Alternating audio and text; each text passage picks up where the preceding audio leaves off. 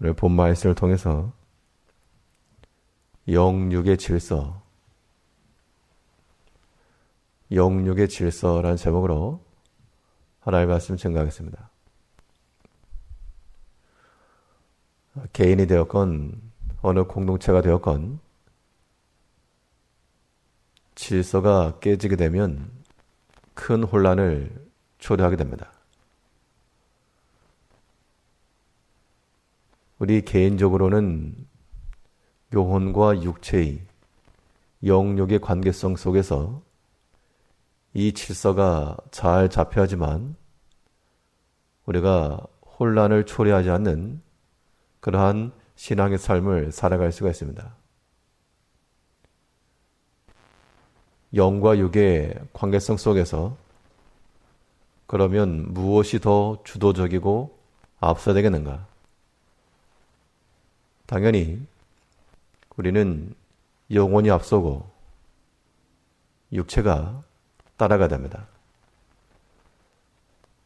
영은 하나님의 깊은 것이라도 통달하는 하나님을 알 수 있는 그러한 실체이기 때문에 우리가 영의 그 소욕을 따라 살 때 육체를 다스릴 수가 있고 제어할 수가 있는 겁니다. 그러면 이러한 영육의 질서를 가지고 혼란 하나 없이 이러한 믿음의 생활을 유지해 나가려면 우리가 어떠한 마음 바탕을 가져야 되겠는가? 오늘 본 말씀을 통해 살펴보시면 먼저는 이러한 영적 질서를 위해서 우리의 낮은 마음이 필요한 겁니다. 낮은 마음이라고 하는 것은 다 받아들이는 것.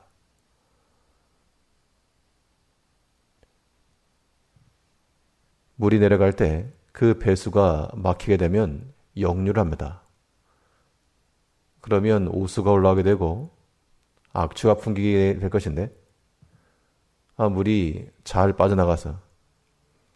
빠져나간다는 것은 그 아래쪽에서 다 받아준다는 겁니다.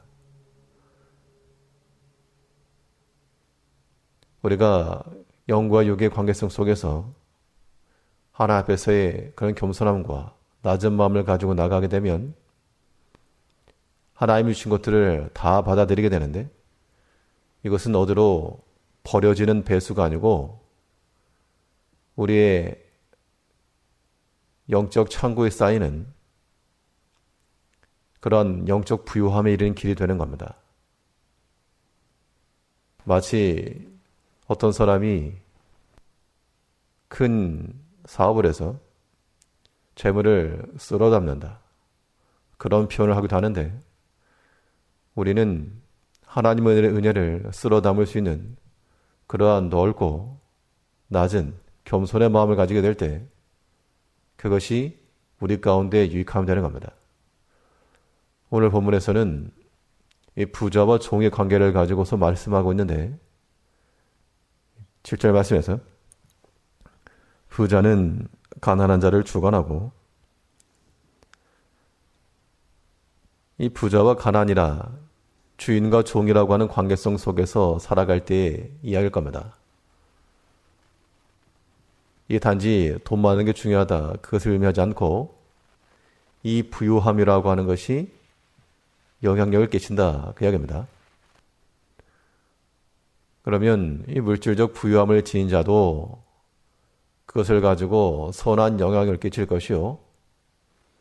우리가 무엇보다 그리스도께서 그러하셨던 것처럼 이 겸손함을 가지고 사람이 입고 이 땅에 오신 그 성육신하심 자체가 겸손함이요.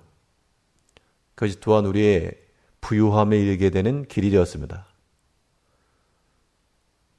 하나님께서 우리에게 만나게 하시는 모든 일들은 마치 우리의 영적 창고에 쌓일 만한 그러한 보화도 같아서 다 쓸어 담으면 귀한 자산이 되고 그렇지 못하여서 하나님께서 은혜를 주신 것인데 소화를 시켜내지 못하면 이게 마치 역류하는 것이 돼서 다툼과 분쟁이 되고 만다는 겁니다.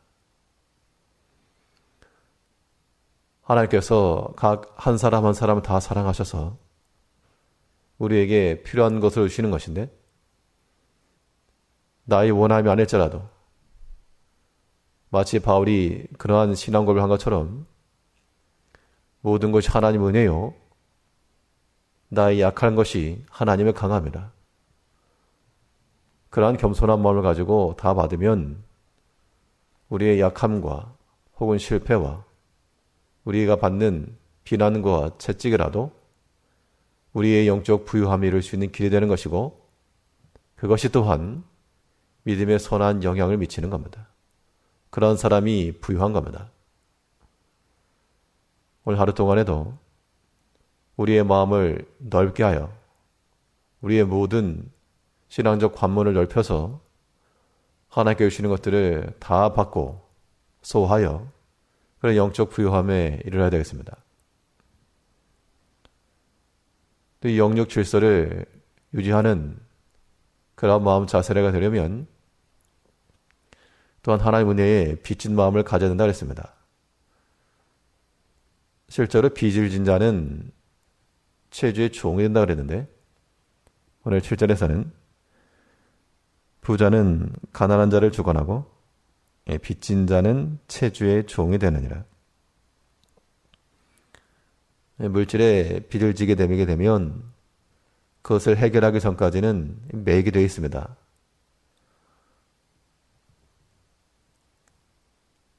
우리가 어떤 물질적인 측면에서 오늘날 어떤 빚이라고 하는 것이 있을 수 있죠. 이것은 다 능력 안에서 상환이 되고 또 갚아나갈 수 있는 그런 범위 내에서 할 수는 있지만 이것이 빚을 진 마음을 가지고 있게 되면 그것이 매이게 된다는 겁니다.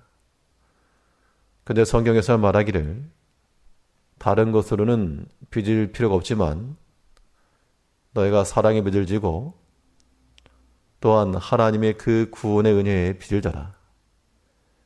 그 빚진 마음을 가질 때 당연히 상환을 하고 갚아야 되는 겁니다. 하나님께서 우리를 구원하신 그 큰 은총과 사랑 우리가 알면 우리가 하나님께 그 사랑함을 또한 보답을 해드려야 되겠는데 그것이 우리의 순종함을 통하여 나타나는 겁니다. 사람이 은행에서 대출했으면 그것을 일정한 기간 동안 약정한 대로 갚아나가야지 그렇지 않으면 책임을 지게 될 겁니다. 하나님께서 우리에게 주의 복된 말씀을 주시고 또 우리에게 그의 사랑함을 나타내 보이셨을 때에는 우리가 그 하나님의 사랑을 알고 또 하나님을 사랑하여 그의 말씀에 순종하는 것으로 상환이 되어야 되는데 안 한다는 겁니다. 입을 싹 닫고 그러한 자세로는 우리의 영육 질서가 회복될 수가 없고 어지러지는 겁니다. 우리는 무엇보다도 하나 앞에 큰 은혜를 받았다라고 하는 그 기본 대전제, 그 감사하는 마음, 하나 앞에 그 은혜의 빚진 마음을 항상 가지고 있어야 하나님께 대한 선한 마음과 또한 은혜의 보답이 나오게 되어 있다는 겁니다. 우리가 사람에 대해서도 어떤 원수의 마음을 가지고 악한 마음을 가지고 혹은 옛 상한 기억을 가지고 내가 되갚아주겠다. 그러니까 인간적 마음에 빚진 마음 말고 좀 우리가 고마운 일을 당할 때가 많이 있습니다.